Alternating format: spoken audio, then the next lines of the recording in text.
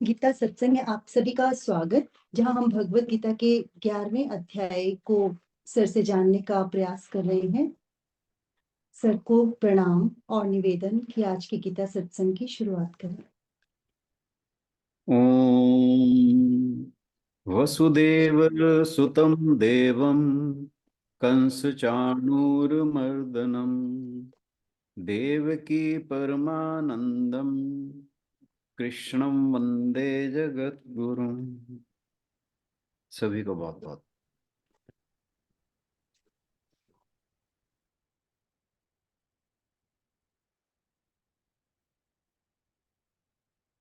जैसा कि आप जानते ही हैं कि हम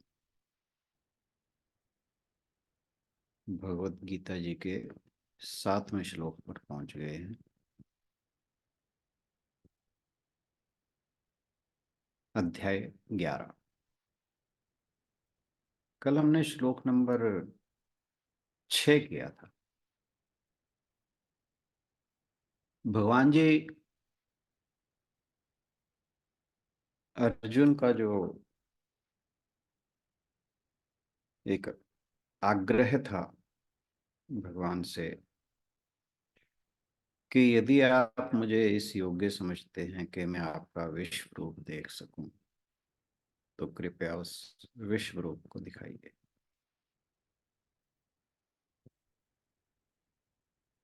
तीसरे और चौथे श्लोक में उन्होंने भगवान से आग्रह किया था। 5वें श्लोक से भगवान जो है वो अपने विश्व रूप का वर्णन करना शुरू करते हैं अर्जुन के लिए।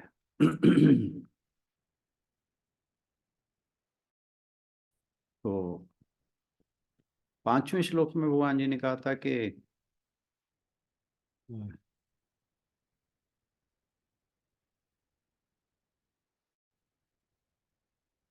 तू मेरे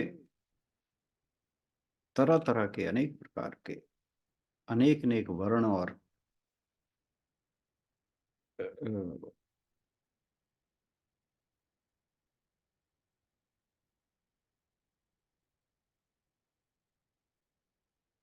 शतशोथ सहस्रश नाना विधाने दिव्यानि नाना वर्ण कृति च।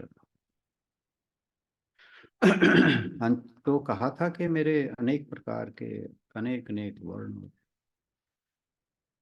शीर्ष वाले दिव्य सिद्धांतों को देख, दिव्य रूपों को तू देख। और फिर इसके बाद भगवान कहते हैं कि हे भारत,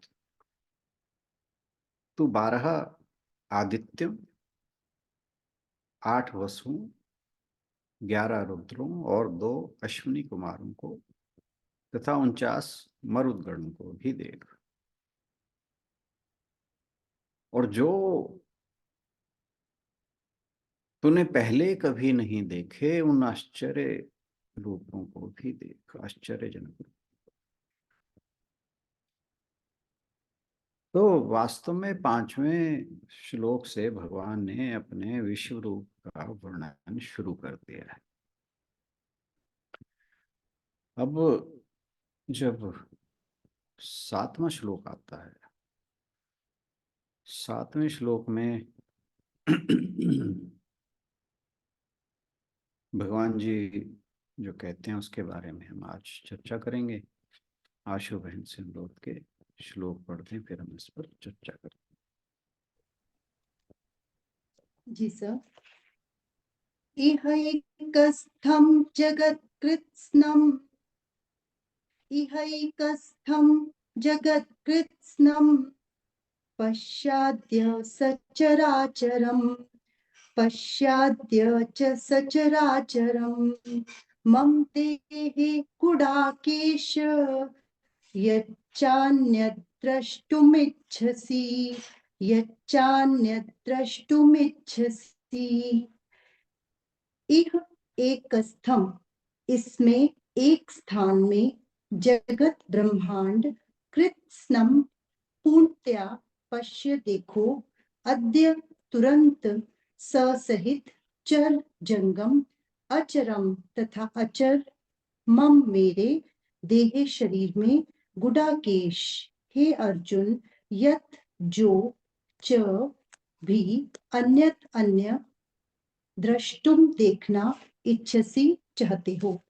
हे अर्जुन, मेरे इस शरीर में एक ही जगह स्थित चराचर सहित संपूर्ण जगत को देख, तथा इसके सिवाय और भी जो कुछ तू देखना चाहता है वह सब भी देख। तो इस श्लोक में भगवान जी ने कहा है, इही, यहीं, इस स्थान पर मम देहे, मेरे इस शरीर में, और अद्य, अभी, यहीं और अभी, ये वेदांत की भाषा है, हेयर एंड नाउ।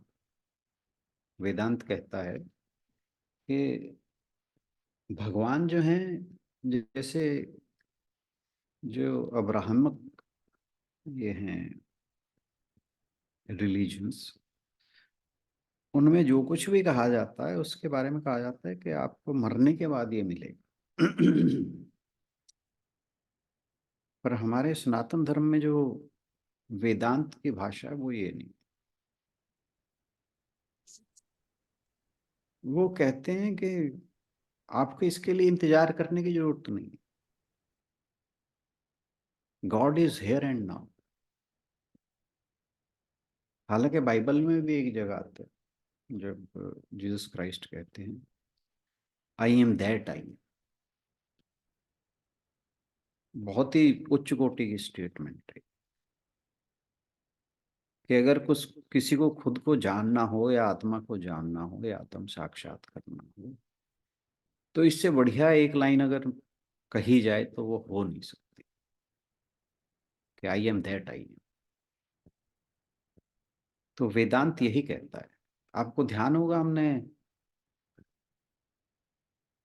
बृहदारण्यक के उपनिषद में जो एक कहानी थी राजा जनक के दरबार की, जब राजा जनक ने कहा था कि अपनी सभा में, जिसे विश्व प्रसिद्ध विद्वानों की सभा कहा जाता था, उसमें एक दिन वो अचानक आते हैं और कहते हैं, क्या कोई ऐसा विद्वान है जो मुझे घोड़े की रकाब पर पैर रखने से लेकर घोड़े पर बैठने के जो बीच का समय, इतने समय में मुझे ब्रह्म ज्ञान प्राप्त करा दे। तो वो हमने बात की हुई है। मेरा जो कहने का भाव था वो ये था कि जो आत्मा का साक्षात्कार है या ईश्वर को जानना है या स्वयं के स्वरूप को जानना जिसे कहा जाता है, वो, उसके लिए हमें कोई इंतजार करने की आवश्यकता नहीं है, कोई अभ्यास करने की आवश्यकता। हमें उसके लिए केवल पात्र होने की आवश्यकता। और जब हम उसके पात्र हो जाते हैं तो फिर वो यहीं और अभी उपलब्ध है। रमण महर्षि कहते हैं, किसी ने उनसे पूछा कि महाराज, आत्म साक्षात्कार मुझे कब होगा? तो उन्होंने बहुत ही सुंदर उत्तर दिया। वे कहते हैं कि तुम आत्म साक्षात्कार के बिना होते ही कब हो? कि अगर तुम्हारी आत्मा तुम्हारे भीतर ना हो तो तुम्हारा अस्तित्व ही क्या है? तो तुम्हारी आत्मा तो तुम्हें हर समय उपलब्ध है, केवल तुम्हें स्वयं को जानना है।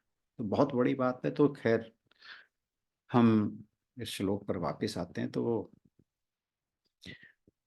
भगवान कहते हैं कि यहाँ इसी स्थान पर मम देहे, मेरे इसी शरीर में, और अद्य, अभी, यहाँ और अभी, मेरे इस व्यक्तित्व में आप प्रकट जगत कृत सन्नम संपूर्ण ब्रह्मांड को देख सकते हैं। साचराचरम, चल और अचल, स्थावर और जंगन सब गुड़ाकेश, हे अर्जुन, हे निद्रा पर विजय पाने वाले अर्जुन। तो और अन्य चीजें भी जो तुम देखना चाहते हैं, ये सारी चीजें तुम्हें यहीं दिखेंगी। भगवान ने अर्जुन को यहाँ गुड़ाकेश कहा। गुड़ाकेश का अर्थ होता है जिसने नींद पर विजय प्राप्त करी। यानी जो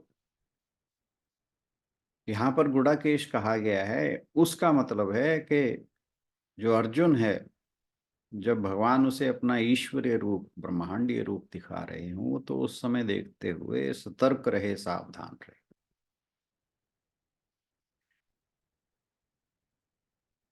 रामायण में जो कुंभकर्ण है उसे बहुत बलशाली माना जाता, रावण से कहीं ज्यादा बलशाली था, लेकिन उसके अंदर एक ही दुर्गुण था कि वो निद्रा के वश में रहता था। तो इसलिए जब उसे लड़ाई के लिए भेजा गया रावण द्वारा रणभूमि में, यह सोचकर कि यह तो भगवान राम को मार ही देगा, क्योंकि इससे बलशाली विश्व में कोई नहीं, तो कहते हैं कि उसे उठाने के लिए ढोल नगाड़े बजाए गए, जाने क्या क्या तरह के उद्यम किए गए। बड़ी मुश्किल से वो जागा। तो हमारी जो सामान्य डायलेक्ट है उसमें कहते हैं ना, उनींदा, जिसे जाग तो गया पर नींद आ रही है। अब इस स्थिति में जब वो कुंभकर्ण युद्ध के मैदान में पहुंचता है, तो वो एक ही दिन में मारा जाता है। तो गुडाकेश होने का क्या अर्थ है और क्या उसका लाभ है, वो इस एक उदाहरण से जाना जा सकता है।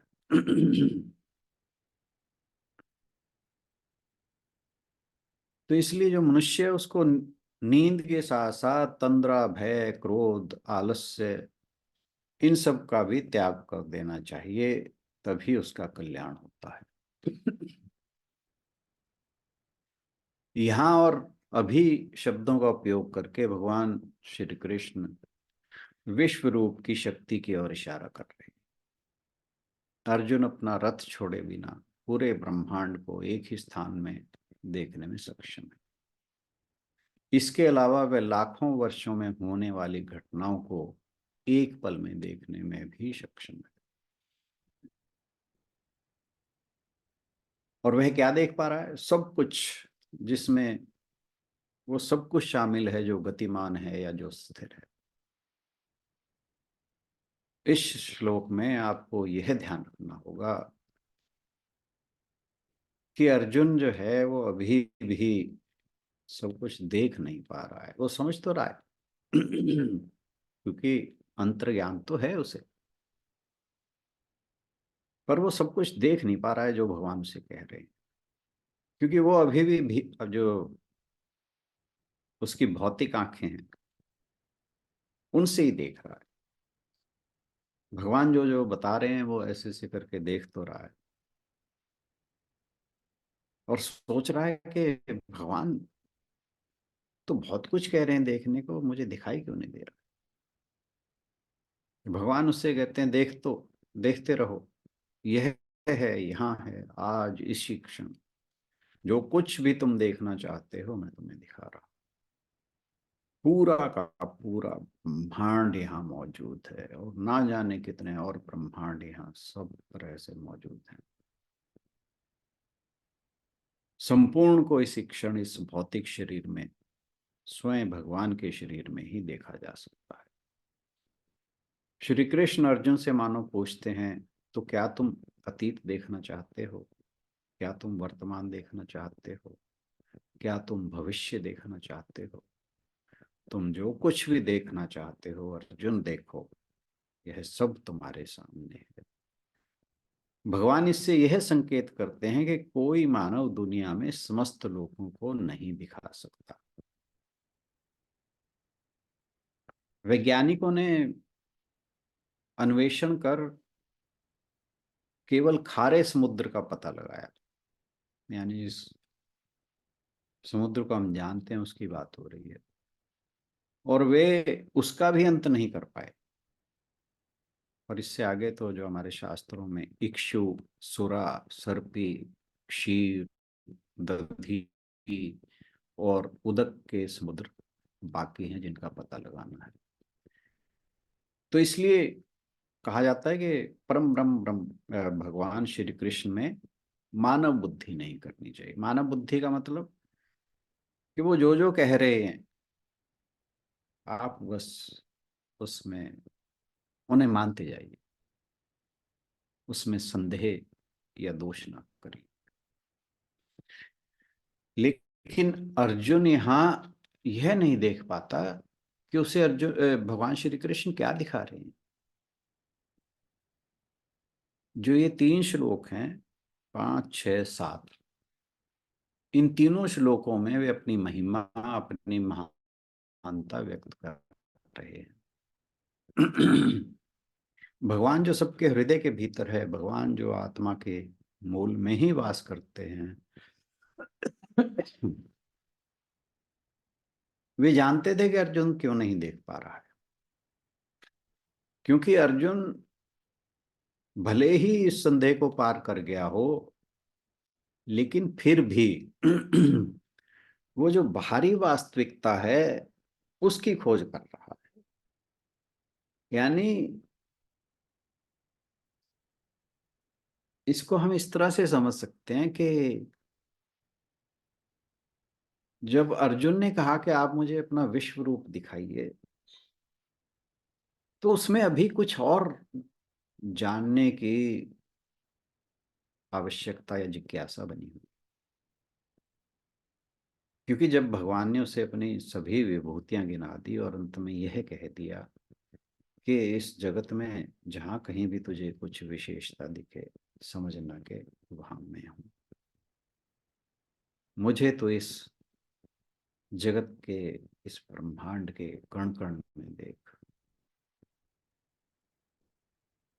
तो इसके बाद अर्जुन के मन में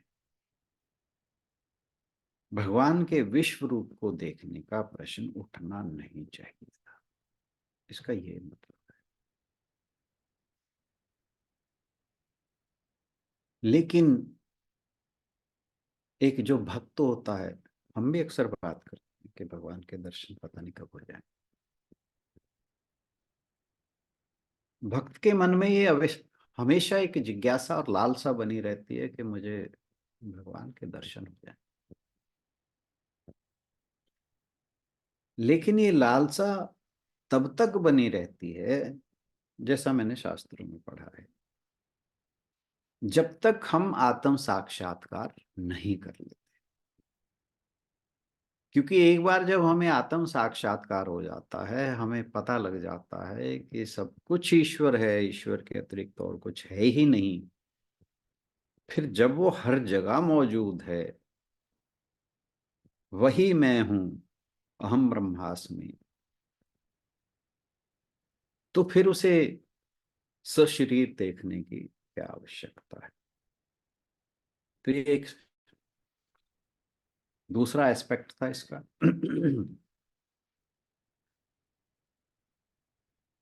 तो जो अर्जुन है उसके मन में भले ही कोई संदेह ना हो, फिर भी उसके मन में यह इच्छा रहती है कि भगवान को विश्व रूप में देखा जाए।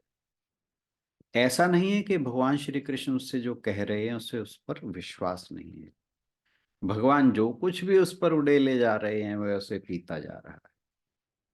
भगवान श्री कृष्ण उसके सामने खड़े होकर कह रहे हैं, ये शरीर, यहाँ सब कुछ तुम्हारे सामने है, सारी सृष्टि, सभी ब्रह्मांड, सभी तारे, सब कुछ चल अचल, सभी आदित्य रुद्र, सब कुछ। और अर्जुन वहीं खड़ा उनकी ओर देख रहा है, निसंदेह वह उनके उस स्वरूप को देख रहा है जिसे वह जानता है। इस पूरे समय में अर्जुन ने कृष्ण को अपने प्रिय मित्र के रूप में जाना है। भले ही युद्ध की शुरू में उसने भगवान से सवाल किया हो कि वह जानता है कि भगवान संपूर्ण सर्वोच्च पहलू नारायण स्वयं उनके सामने, इसमें कोई संदेह नहीं, लेकिन श्री कृष्ण से उसका रिश्ता उनके मित्र जैसा है। उनके पूरे जीवन में, पांडवों के जीवन में जो कुछ भी हुआ, वे उनके मित्र कृष्ण ही थे जिन्होंने उन्हें बचाया। उनके जीवन के प्रत्येक क्षण में भगवान श्री कृष्ण ने स्वयं उनकी रक्षा की। तो वो जो आंतरिक हृदय का वासी है, जहाँ व्यक्ति प्रभु को पूर्ण रूप से देखता है, यदि कोई बाहर से जो कुछ देखता है उसे भ्रम हो जाता है और उसे पूर्ण मान लेता है, तो वह भगवान की पूर्णता का कभी अनुभव नहीं कर सकता। लेकिन जब वह ज्ञान का पर्दा हट जाता है, तो भगवान श्री कृष्ण स्वयं को ब्रह्मांडीय रूप में प्रकट करते हैं। बाइबल में ईसा मसीह कहते हैं कि जिनके पास देखने की आंखें हैं वे देखते हैं, उन्हें देखने दो। और वे थॉमस को दिखाते हैं, उस पर प्रभु की महिमा प्रकट करते हैं।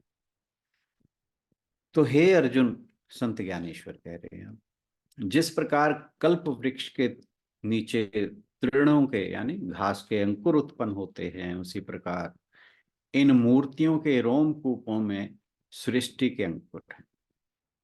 मूर्तियां मतलब जो भगवान के अलग अलग रूप दिखाई दे रहे हैं। जिस प्रकार खिड़की के झरोकों में से आने वाली किरणों में परमाणु उड़ते हुए दिखाई देते हैं, या यूं कह लीजिए धूल के कण दिखाई देते हैं, उसी प्रकार इन मूर्तियों के घटकों के संधि स्थानों में, यानी जो मूर्तियों के अलग अलग ऑर्गन्स कह लो, ऑर्गन्स के जॉइंट्स, घटकों के संधि स्थानों में अनेक ब्रह्मांड उड़ते हुए दिखाई देते हैं। इनमें से प्रत्येक अवयव के प्रदेश में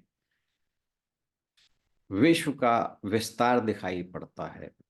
अब यदि तुम्हारी यह इच्छा हो कि इस विश्व के उस पार भी जो कुछ है उसके भी दर्शन हो, तो यह भी कोई कठिन बात नहीं है, क्योंकि तुम जो कुछ चाहो वही मेरे स्वरूप में देख सकते हो। रामचरितमानस में काकभूषुंडी जी ब्रह्मांड में घूमने का अनुभव बताते हुए गरुड़ जी से कहते हैं, जो नहीं देखा नहीं सुना, जो मन हूं न समाई। कि जो ना देखा है, जो ना सुना है, जो ना मन में समाता है, सो सब अद्भुत देखूं, वर्णी कवन विधि जाए। कि वो सब कुछ अद्भुत देख के उसका वर्णन नहीं किया जाता। वेदांत की दृष्टि सारा उसी प्रकार असत्य है, यानी नश्वर है, जैसे एक सिनेमा के पर्दे पर चलचित्र दिखाया जाता है, यानी फिल्म दिखाया जाता है, और उस चलचित्र के अंत में उस पर कुछ नहीं रहता। जो कुछ विस्तार पूर्वक पर्दे पर दिखाया जाता है वह सूक्ष्म रूप से एक यंत्र में स्थित रहता है, तथा उस सूक्ष्म रूप को सूक्ष्म दृष्टि से उस यंत्र में भी देखा जा सकता है। दयालु भगवान श्री कृष्ण ने ये सब बातें तो कही, परंतु उन्होंने जो यह प्रश्न किया था कि तुम यह सब देख भी रहे हो या नहीं, उसका अर्जुन ने कुछ भी उत्तर नहीं दिया। उस समय श्री कृष्ण के मन में यह शंका उत्पन्न हुई कि अर्जुन को इस प्रकार मूकों की तरह स्तब्ध क्यों हो रहा है। यानी मूक होता है कि जो गूंगा होता है, कि अर्जुन इस प्रकार मूकों की तरह स्तब्ध क्यों हो रहा है। इसी विचार से जब श्री कृष्ण ने उस पर दृष्टि डाली, तब उन्होंने देखा कि अर्जुन बिल्कुल पहले की तरह ज्यों का त्यों उत्कंठा से भरा हुआ है। यानी जो भगवान जी ने अपना पूरा ब्रह्मांडीय रूप का वर्णन इन 3 श्लोकों में किया था, उस वर्णन को जानने की जो उत्कंठा तीसरे चौथे श्लोक में अर्जुन ने जताई थी, वो इस सारे वर्णन को बताने के बाद भी अर्जुन में ज्यों की त्यों बनी हुई थी। क्या भौतिक आंखें और सामान्य बुद्धि भगवान से संबंधित संपूर्ण सत्य को जानने के लिए पर्याप्त है? इसका उत्तर अगले श्लोक में आता है, जिसके बारे में हम कल चर्चा करेंगे। आज के लिए इतना ही। बहुत बहुत धन्यवाद।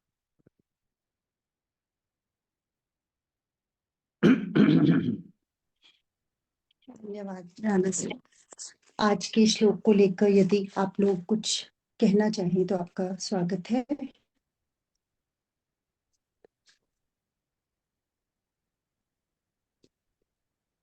कुछ तो कह लिया था।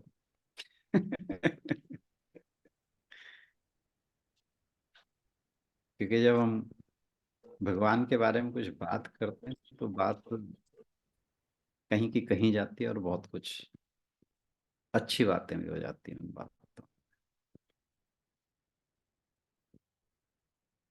और इस अध्याय में तो कहने के लिए बहुत कुछ है।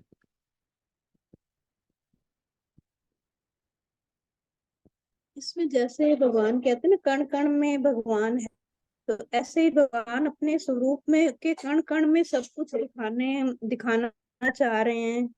उसी के बारे में मतलब भगवान बात कर रहे हैं कि मेरे हर कण में कुछ ना कुछ है। बिल्कुल ठीक बात कही आपने। इसमें मुझे एक ये योग वशिष्ठ जी में बात आई है कि वशिष्ठ जी जो हैं राम जी को एग्जैक्टली याद नहीं है कि एक या तो कहानी है या वशिष्ठ जी तो बात भूल रहा हूँ, कई साल पुरानी होगी। तो वो कहते हैं कि चला, नहीं मेरे ख्याल कोई रेफरेंस है, कोई एक कहानी है उसमें बात चल रही है कि चला। यस, अब याद आ गया मुझे। एक रानी है, वो सरस्वती माता की बहुत बड़ी भक्त है। माता सरस्वती को साक्षात बुलाने में सक्षम है। तो माता सरस्वती उसकी एक जिज्ञासा को पूर्ण करने के लिए, जिज्ञासा थी कि मैं पिछले जन्म में क्या थी, तो वे उस एक पत्थर था एक बड़ा सा, उसके कण में लेके जाती है और वहां जाकर देखते हैं कि एक पूरा का पूरा अलग ब्रह्मांड वहां मौजूद है। तो ये जो हम बात करते हैं ना कि जी ये हमारा शहर है, ये हमारा राज्य है, ये हमारा देश है, ये हमारा संसार है, ये कुछ भी नहीं है। जो वो विस्तार है ना, उसके सामने जो, जैसे गुलशन बहन जी ने कहा ना, ये एक जर्रा भी नहीं। और हम इस जर्रे में अपने अपने संपत्तियों के स्वामी बने बैठे। सोचिए जरा। ये मेरा मकान है, ये मेरी इतनी सारी जमीन है। और हम उनके लिए पागल हुए रहते हैं। जब मरते हैं तो बेशक सारे हाथ फैलाए बैठे हों पर साथ कुछ नहीं। जैसे हम अंतरिक्ष से नीचे हैं, तो हम अपने आप को एक कण का उसका मतलब उसका हजारवां हिस्सा भी नहीं, लाखवां हिस्सा भी नहीं पाएंगे अगर हम ऊपर से देखें अरे और अपने कुछ आप भी को नहीं, ढूंढने की कुछ कोशिश भी, करें तो हम कुछ ढूंढ भी नहीं नहीं पाएंगे। पाएंगे जी हम। आप तो हजारवां लाखवां हिस्सा कह रहे हैं, कुछ भी नहीं है। हम्म। ये जो इसे असत कहा गया है इसीलिए असत कहा गया है। ये भासमान है केवल, है कुछ नहीं। कोई सत्ता किसी चीज की नहीं है, ना हमारी ना इस संसार की। ये जो मैं हमारे भीतर बोल रहा है, बस यही सब कुछ है। और रमण महर्षि यही कहते हैं कि बस इसी को जान।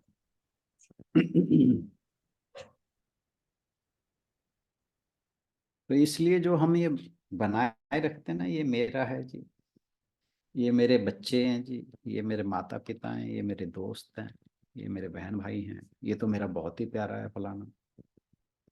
कुछ कोई भी कहीं कुछ नहीं, कहीं कुछ नहीं। जरा सा जरा सा हट के विचार करो तो कहीं कुछ नहीं है। पर वो जो विचार है ना, वो डरावना बहुत है।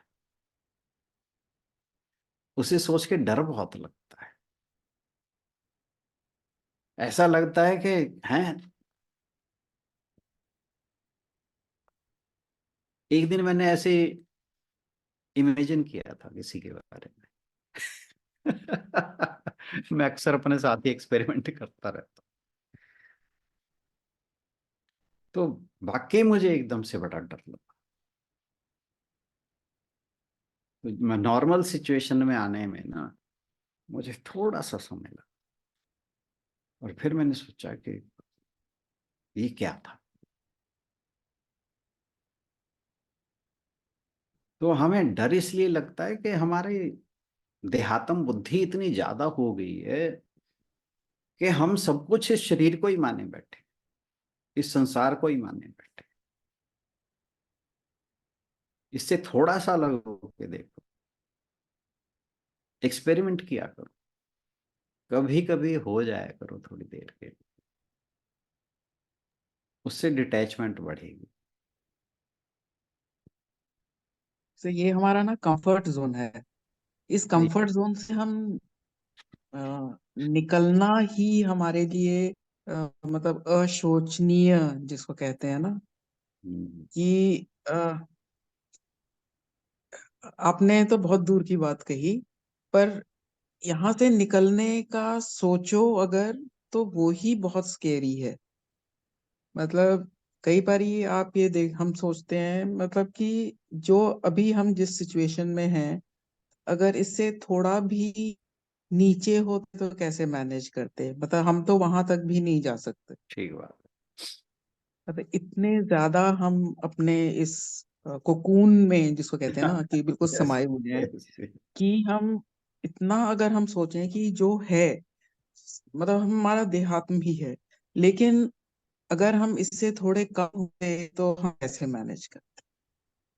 ठीक बात। मतलब कभी ये भी लगता है कि अगर इससे और ज्यादा होता तो उसमें भी हमें एडजस्ट करने में दिक्कत होती, इस स्टेज पे पहुंच के, कि पर फिर भी चलो, वो एक अलग सिचुएशन है। बट नीचे का सोच के तो परेशान मतलब हो। बहुत बहुत परेशानी होती है, तो उससे ज्यादा बाहर निकलने का तो अभी हम सोच ही नहीं सकते। नहीं, सोचना चाहिए। मतलब हो तो नहीं सोचना सकता, चाहिए।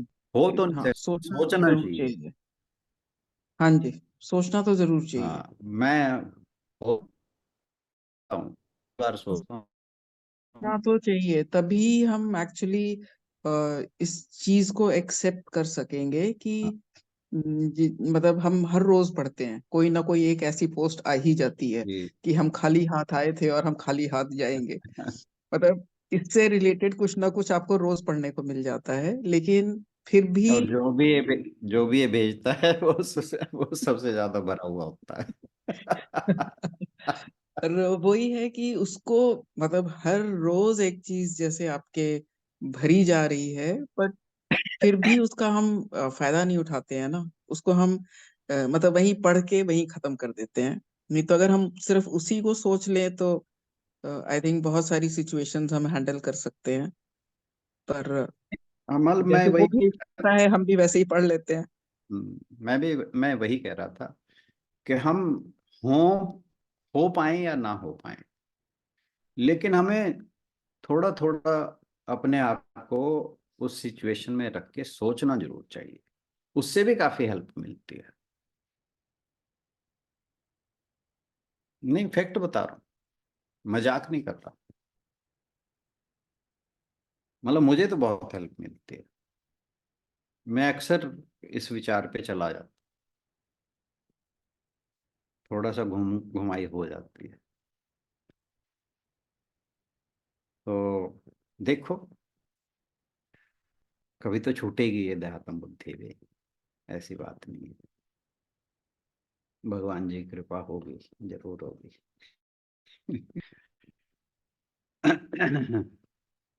सर कृपा की ही जरूरत है। अभी मैं कुछ पढ़ रही थी तो उसमें वो बता रहे थे, ज्ञानानंद जी का पढ़ रही थी मैं थोड़ा सा कुछ। तो उसमें वो कह रहे थे कि तुमने सब कुछ कर लिया, तुम्हारा अ, अ, मतलब तुम अपने आप को तुमने बिल्कुल चेंज कर लिया, तुमने अपने आप को उस हिसाब से ढाल लिया, और जो एक हाईएस्ट लेवल है तुम वहां तक भी पहुंच गए। लेकिन अगर कृपा नहीं होगी तो वो बिल्कुल जो वो एंड स्टेज है वो नहीं आने वाली है। तो उस एंड स्टेज के लिए कृपा की तो जरूरत है ही है। तो हमें तो खैर बहुत ही ज्यादा कृपा, जब उन जैसे लोग ये बात कह रहे हैं कि उस स्टेज पे पहुंच गया, जो इंसान वहां तक पहुंच गया उसको भी कृपा की जरूरत है, तो हम तो अब खैर अभी उस स्टेज के नजदीक भी नहीं है। तो हमें तो खैर बहुत ही ज्यादा कृपा की जरूरत इतना सोचने की बिल्कुल जरूरत नहीं है। ये है। ये सोचो कि भगवान की कृपा हुई हुई है हमारे ऊपर। ज्ञानानंद जी के ऊपर नहीं होगी, हमारे ऊपर तो है।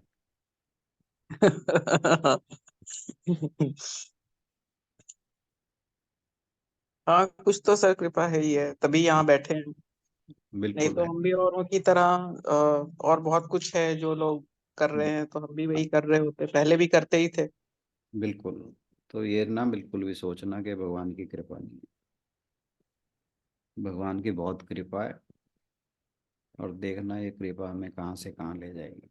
देखते रहिए आप, इसी जीवन में पता नहीं क्या क्या होने वाला है हमारे साथ।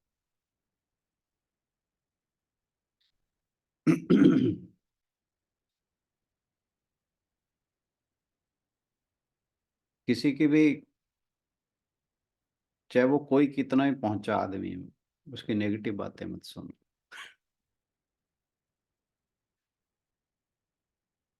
पॉजिटिव चाहे कोई बहुत ज्यादा ऊंचा ना भी हो, उसकी भी सुननी चाहिए।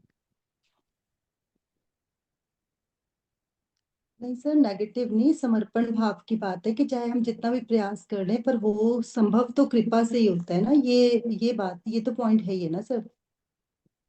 जी, हम यहाँ रोज मीन्स के 6:30 बजे बैठ जाते हैं। ये समर्पण नहीं है तो और क्या है? नहीं, वही कह रहे हैं ना, मतलब कृपा तो हो ही रही है, ये तो हम बस फील फिर। कर ही रहे हैं, बट ये हुआ कृपा से ही है ना। नहीं, वो तो कहते नहीं। हैं अंत समय तक भी नहीं होती है कई बार। हम तो कह रहे हैं हमारे ऊपर तो अभी हो रही है, अंत समय की तो बात छोड़ो। मैं ना किसी के अगेंस्ट बोल रहा हूँ, ना किसी को डिफेंड कर रहा हूँ। हम तो ये मान के चल रहे हैं कि भगवान का अनुग्रह हमारे ऊपर बहुत ज्यादा है, बहुत ज्यादा है। हम क्यों कहेंगे भगवान की कृपा अभी हमारे ऊपर होएगी? ऐसा क्यों सोचते हो आप? नहीं सर, होएगी नहीं, हम कह रहे हैं हुई हुई है कि हमारे प्रयास तो जो रहे होंगे, लेकिन उनकी कृपा हुई तभी ये संभव हुआ ना सर, ये कहना चाह रहे हैं। नहीं, सुनीता बहन जी ने कुछ और कहा था, वो समझ रही है मैं क्या बोल रहा हूँ और वो कहाँ कह रही थी। क्यों सुनीता बहन जी? हाँ जी सर, हाँ जी, हाँ जी, बिल्कुल बिल्कुल।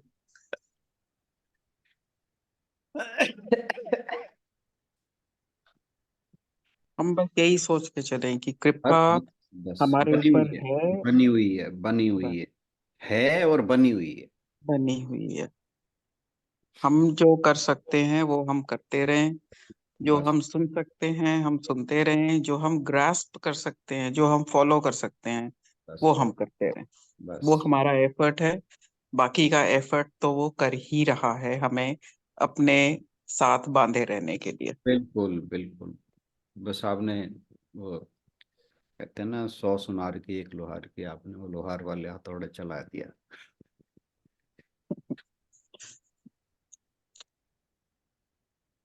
हाँ जी। और कोई कुछ कहना चाहे? गीतांजलि बहन बहुत दिन हो गए नहीं बोली।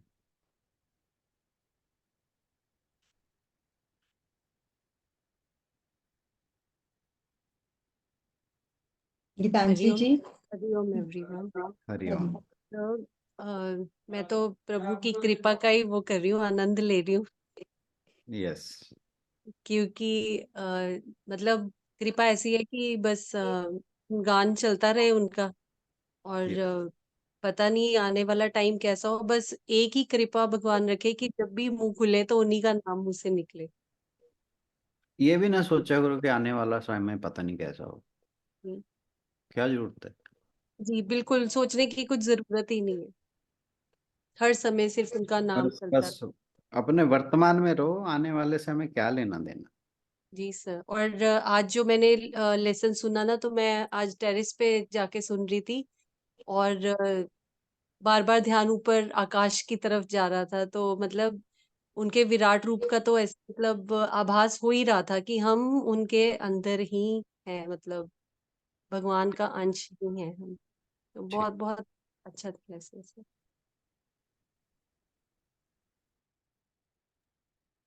सर वो साथ है हर टाइम, तो भविष्य भी वही है, प्रेजेंट भी वही है और पास्ट भी वही। बिल्कुल। तो जो भी हम अगर सोचें कि कल को क्या होगा, तो उसने सोचा है क्या करेगा, वो अपने आप उसको आगे संभालेगा भी कि कैसे क्या होगा। राइट। तो इस चीज को अगर हम अपने आप पे बिल्कुल जिसे कहते हैं ना कि मैं अगर अपने आप को इस चीज से बिल्कुल फिक्स कर लूं कि आइडेंटिफाई मुझे कर।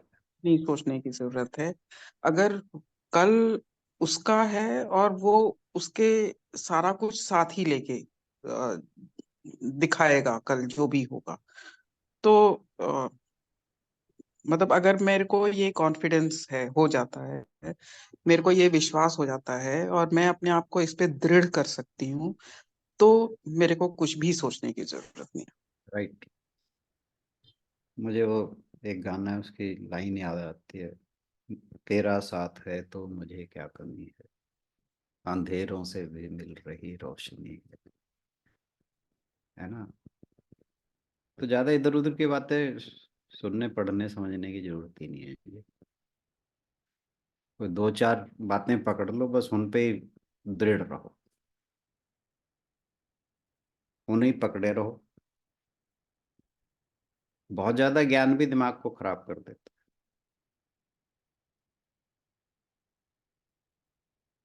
कुछ ही बातों को पकड़ो जो तुम्हें बहुत ज्यादा अपील करती है, और बस उन्हें पकड़ के चलते रहो, बस वही पार लगा देंगी।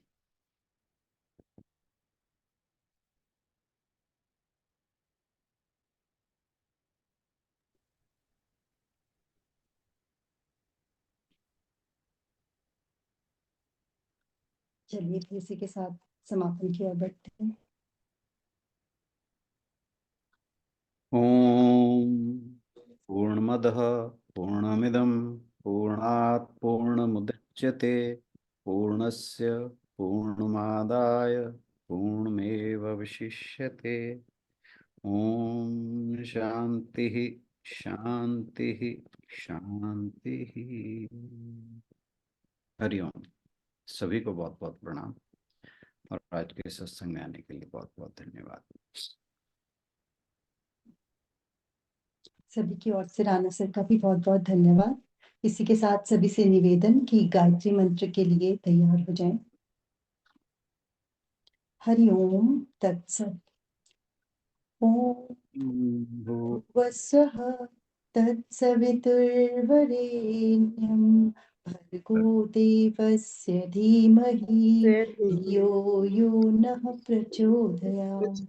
ॐ भुवस्सुः तत्सवितुर्वरेण्यं भर्गो देवस्य धीमहि धियो यो नः प्रचोदयात्।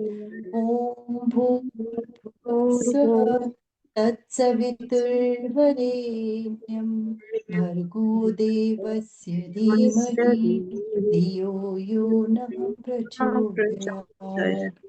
ॐ शान्ति शान्ति शान्तिः। हरिओम। आज के सत्संग में शामिल होने के लिए सभी का बहुत बहुत धन्यवाद। कल मिलते हैं अगले श्लोक के साथ। Thank you everyone.